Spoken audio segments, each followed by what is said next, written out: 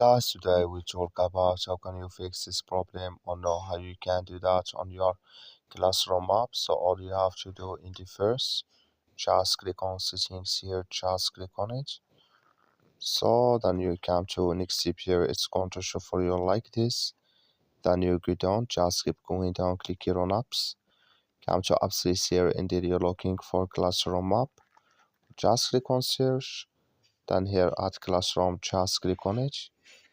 So then you come to next step here, click on for stop, click on OK. Then you go down, just click on storage. Come to storage this here, just click on clear cache. Then all you have to do, so you just go to your Play Store. You click here on Play Store here. So then you search here for Classroom. It's going to show for you like this. You will find here updates, click on it, and it's going to work with you. That's all. Thank you for watching. Don't forget to support us by liking and subscribe.